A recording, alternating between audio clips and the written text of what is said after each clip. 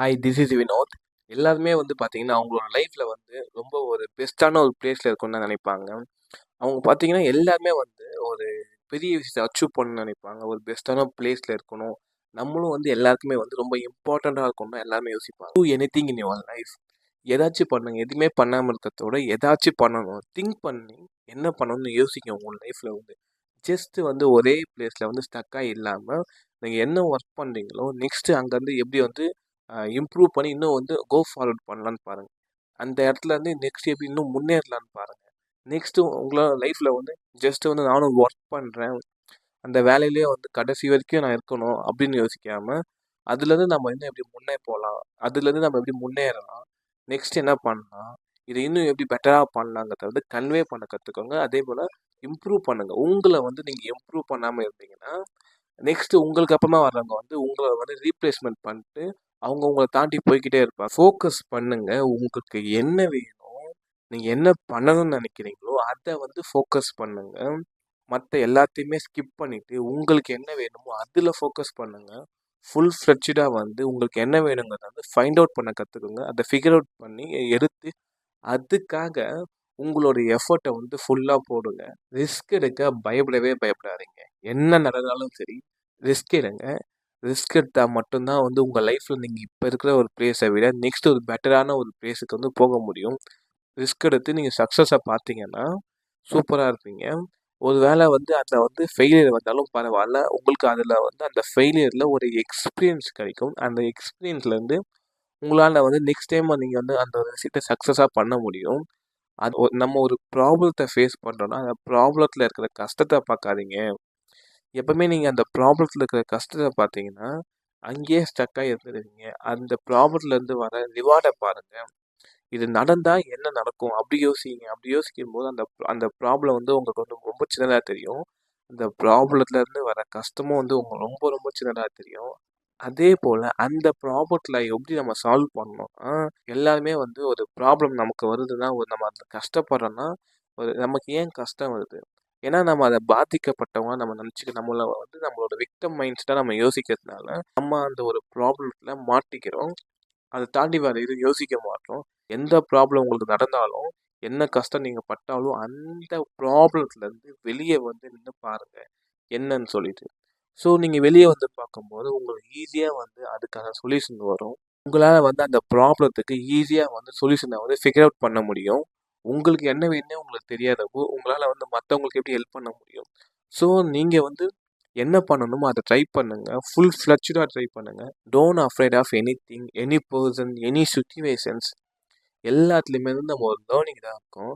ஒரு எதுவுமே பண்ணாமல் இருக்கிறதோட ஏதாச்சும் பண்ணி மிஸ்டேக்ஸ் பண்ணி கற்றுக்கிறது ரொம்ப பெரிய விஷயம். அதே போல் யாரை நினச்சும் பயப்படாதீங்க. தைரியமாக பண்ணுங்கள். உங்களுக்கு என்ன தோணுதோ அதை தைரியமாக பண்ணுங்கள். ஃபுல் ஃப்ளெட்ஜாக வந்து அதில் வந்து உங்களை வந்து உள்ளே கொண்டு போங்க. ஃபுல் ஃப்ளெட்ஜாக உங்களை வந்து உள்ளே கொண்டு போய் உங்களுக்கு என்ன தேவையோ அதை பண்ணுங்கள்.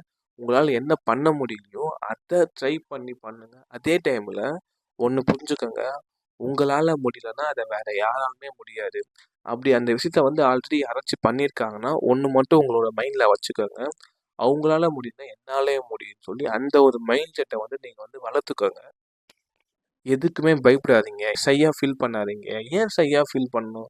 எந்த ஒரு விஷயம் பண்ணவும் நீங்கள் வெட்கப்படாதீங்க, அசிங்கப்படாதீங்க. தைரியமாக பண்ணுங்க. என்ன வேணால் பண்ணலாம். உங்களுக்கு என்ன தோணுதோ, நீங்கள் என்ன பண்ணணும்னு நினைக்கிறீங்களோ பண்ணுங்க. ஒரு 10 பேர் முன்னாடி பாட்டு பாடணும்னு தோணுதா பாட்டு பாடுங்க. டான்ஸ் ஆடணும்னு தோணுச்சுன்னா டான்ஸ் ஆடுங்க. என்ன பண்ண போகிறாங்க? புது புது விஷயத்த வந்து ட்ரை பண்ணுங்க. நீங்கள் எப்போ வந்து ஒரு சேம்லெஸ்ஸாக இருக்கீங்களோ அப்போ தான் உங்களால் வந்து நிறைய விஷயத்த வந்து கற்றுக்க முடியும். நிறைய விஷயத்த பண்ண முடியும் உங்களோட லைஃப்பில். யாருமே ஒரு விஷயம் பண்ண ட்ரை பண்ண யோசிக்கிறாங்க, பயப்படுறாங்க.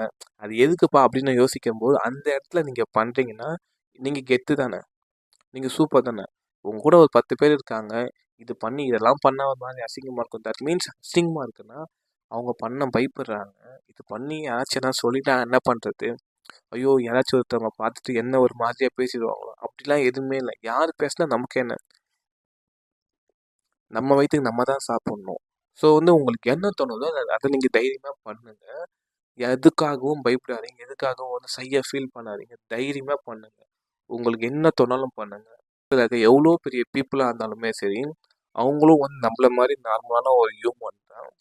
எது அவங்கள வந்து நம்ம கிட்டேருந்து டிஃப்ரென்ஷியேட் பண்ணி காட்டுதுன்னா, அவங்க நம்ம பண்ண தயங்குற நிறைய விஷயத்த வந்து அவங்க பண்ணி ப்ராசஸ் பண்ணி அவங்க வந்து தைரியமாக பண்ணுறதுனால தான் அவங்க வந்து இப்போ வந்து இந்த அளவுக்கு பெரிய ஆளாக தெரியுறாங்க. நம்ம லைஃப்பில் வந்து டிஃப்ரெண்ட்டாக தெரியுறாங்க.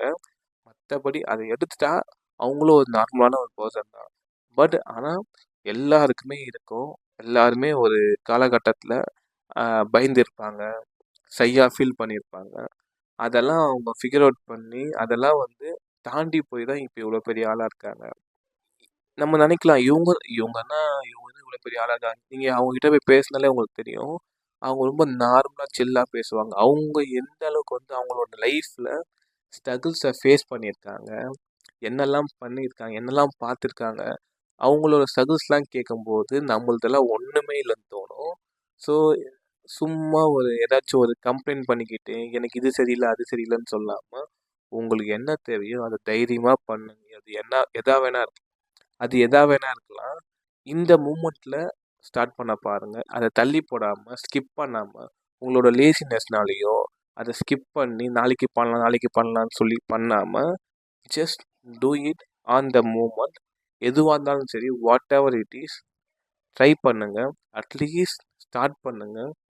என்ன சொல்ல போகிறாங்க, எதுக்காகவும் பயப்படாதீங்க, தைரியமாக பண்ணுங்கள். யாரும் உங்களை தூக்கி சாப்பிட்டு போயிடலாம் மாட்டாங்க. ஜஸ்ட் 4 பேர் கமெண்ட் பண்ணுவாங்க, என்னடா இது இப்படி இருக்கு இப்படி பண்ணுறேன், உனக்கு எதுக்கு தேவையில்லாத வேலைன்னு சொல்லுவாங்க. அவங்க சொல்கிறதுல இந்த காதில் வாங்கி இந்த காதில் போட்டு போய்கிட்டே இருங்க. ஏன்னா இந்த உலகத்தில் வந்து நம்ம காது கேட்காம இருந்தால் தான் நம்ம லைஃப்பில் வந்து நிறைய விஷயம் அச்சீவ் பண்ண முடியும். மற்றவங்க சொல்கிறதுல நம்ம கேட்டுக்கிட்டே இருந்தோம்னா நம்மளால் வளர முடியாது. இன்றைக்கி வந்து யார் வேணால் என்ன வேணால் சொல்லலாம், என்னடா நீ இப்படி இருக்க அப்படி இருக்க, நீ நல்லா இது என்ன ஒழுங்காக போய் உருப்புற வேலையை போய் பாரு, என்ன பண்ணின்னு இருக்கவங்களாம் செட் ஆகாத ஏன் பண்ணிக்கிட்டு இருக்க அப்படின்னு கேட்கலாம். பட் இதே வாய் நாளைக்கு நீங்கள் சக்ஸஸ் ஆகிட்டீங்க, உங்களோட லைஃப்பில் நீங்கள் ஏதாச்சும் அச்சீவ் பண்ணிட்டீங்கன்னா, எனக்கு அப்பயே தெரியும் உன்னால் முடியும்னு தெரியும், எனக்கு அப்பயே தெரியும் இந்த பையனால் முடியும்னு சொல்லிட்டு அப்படி தான் பேசுவாங்க. ஸோ அதெல்லாம் வந்து நீங்கள் கன்சிடர் நீங்கள் உங்களை வாழ்த்துனாலும் ஓகே, உங்களை தூற்றுனாலும் ஓகே, நீங்கள் எதையுமே கன்சிடர் பண்ணிக்காதீங்க. உங்களுக்கு என்ன தேவையோ அதை பண்ணிக்கிட்டே போங்க. ஆக்சுவலாக என்னன்னு தெரியல, வாய்ஸ் ஒரு மாதிரியாக இருக்குது. ஸோ இதெல்லாம் முடிச்சுக்கிறேன். இது நெக்ஸ்ட் வீடியோவில் பார்ப்போம். ஓகே, பாய் பாய்.